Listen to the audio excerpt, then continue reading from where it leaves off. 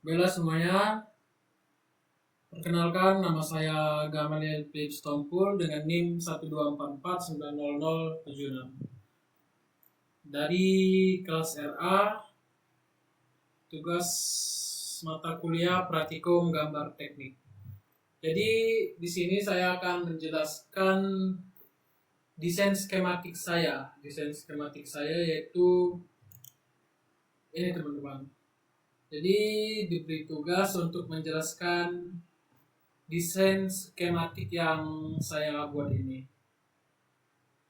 Jadi di sini desain ini dirancang untuk kebutuhan monitoring ya teman-teman, monitoring maupun IoT. Karena di dalam desain ini menggunakan atau adanya dukungan sensor atau ada port atau serial port I2C, lalu catu daya yang stabil ya teman-teman. Jadi yang pertama kita masuk ke bagian ISP-nya teman-teman. Jadi yang pertama kita masuk ke bagian USB-nya dulu lah. Jadi di sini bagian USB-nya ini saya mempunyai catu daya atau power supply itu sebesar 3,3 volt ya teman-teman. Jadi input utamanya ini berasal dari port USB-nya teman-teman. Jadi yang biasanya memberikan tegangan 5 volt ya teman-teman. Karena ESP32 dan sebagian sensor bekerja pada tegangan 3,3 V, makanya kita memerlukan regulator di sini. Jadi di sini digunakan IC regulator yaitu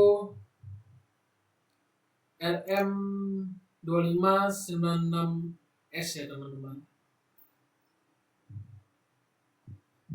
Jadi fungsi regulator ini adalah menurunkan tegangan dari 5 V ke 3,3 V secara stabil supaya outputnya tidak terjadi kayak adanya, kalau bisa dibilang korslet gitu ya teman-teman, atau tegangannya berlebih lah kalau dibilang itu.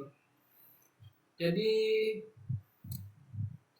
juga di sini saya menambahkan kapasitor ya teman-teman. Jadi kapasitor ini bekerja sebagai filter atau menyerap noise dari USB maupun dari switching powernya ya teman-teman. Jadi di sini saya menggunakan beberapa komponen ya teman-teman. Jadi di sini saya ada USB B, CH340C, barrel jack switch, lalu switch X1218, lalu LM2596. Jadi di sini saya juga menggunakan ESP32S3 ya teman-teman. Jadi saya di sini akan menjelaskan bagian ESP-nya lagi ya teman-teman.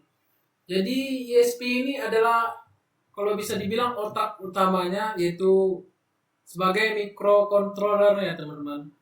Jadi kenapa ESP? Karena ESP inilah yang paling, kalau bisa dibilang paling fleksibel atau paling enak dipakai teman-teman, baik dalam pemrograman maupun dalam penyolderan atau proses jumper ya teman-teman. Jadi ESP32S3 ini sudah terintegrasi Wi-Fi dan Bluetooth ya teman-teman. Jadi di sini saya juga ada menggunakan global label atau pin. Ada pin reset dan boot. Jadi tombol ini penting ya teman-teman untuk melakukan flashing firmware ketika ingin mengupload program ke ESP32S3-nya. Kombinasi tombol ini digunakan agar chip masuk ke mode programmingnya teman-teman. Jadi di sini ESP32 ini juga mendukung banyak komunikasi ya teman-teman, yaitu ada I2C, serial port, lalu ada pakai konektor juga teman-teman. Jadi di sini saya akan menjelaskan bagian konektor ya. Jadi di bagian ini kita melihat beberapa konektor yang dipasang. Jadi konektor ini fungsinya adalah sebagai jalur keluar masuknya sinyal dari ESP32 ke luar ya teman-teman. Jadi setiap konektor dilengkapi dengan 3,3 volt dan ada juga yang 5 volt ya teman-teman. Jadi konsep ini biasanya disebut plug and play. Jadi pengguna cukup menyambungkan sensor atau perangkat eksternal ke konektor tanpa khawatir adanya kesalahan wiring ya teman-teman. Lalu di sini saya ada menggunakan 3 sensor. Jadi sebenarnya saya ingin menggunakan 2 sensor. Jadi mungkin dari salah satu 3 sensor ini akan saya hapus salah satunya nanti ya teman-teman. Jadi yang pertama di sini saya akan menjelaskan sensor suhu teman-teman. Sensor suhu DHT22. Jadi di sini sensor suhu digital dengan protokol 1 wire ya teman-teman. Jadi butuh resistor pull up agar komunikasi datanya stabil. Jadi sensor suhu ini biasanya digunakan untuk monitoring suhu ruangan maupun air. Lalu lanjut ke sensor TDS. Jadi sensor TDS ini digunakan untuk mengukur tingkat kandungan ya teman-teman, kandungan padatan terlarut dalam air ya teman-teman, atau dibilang juga sebagai sensor pH ya teman-teman. Jadi sangat bermanfaat untuk aplikasi kualitas air, misalnya akuarium ataupun hidroponik. Lalu di sini saya ada juga sensor gas dan udara. Jadi fungsi sensor gas dan udara ini yaitu untuk memonitoring gas dan udara yang dideteksi sensor tersebut ya teman-teman. Atau bisa juga monitoring kualitas udara atau konsentrasi gas tertentu teman-teman. Lalu di sini kita masuk ke bagian serial portnya.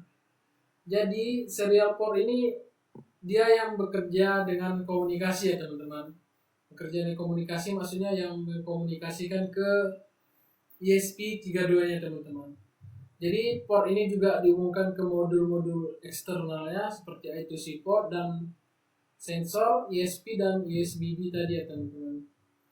Jadi serial port ini sangat penting untuk tahap pengembangan karena kita bisa melihat data yang dikirim langsung ke PC melalui terminalnya ya teman-teman. Lalu lanjut di sini ada bagian I2C port. Jadi I2C port ini dipakai untuk menghubungkan sensor tambahan atau modul display ya teman-teman. Jadi di skematik ini pin SDA dan SCL dari ESP32 udah saya hubungkan ke konektornya teman-teman. Jadi sehingga bisa menambahkan perangkat I2C port dengan mudah. Dan di sini yang terakhir ada mounting hole. Jadi mounting hole ini gunanya nanti buat ketika kita mencetak PCB kita teman-teman. Jadi ini adalah bolongan, misalnya kita mau masang baut ataupun ya untuk masang baut. Jadi kita letak di setiap sisi dari PCB kita yang kita cetak tadi. Jadi saya kasih contoh mungkin seperti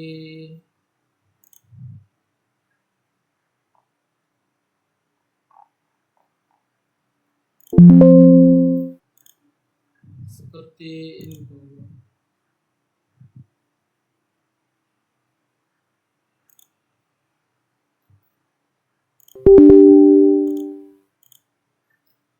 Nggak bisa dibuka lagi.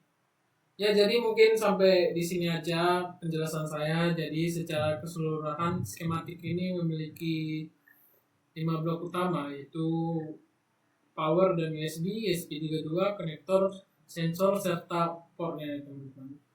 Jadi sekian video ini, jika ada kesalahan kata mohon maaf. Dan juga saya ucapkan terima kasih kepada Asprak dan teman-teman yang sudah menonton.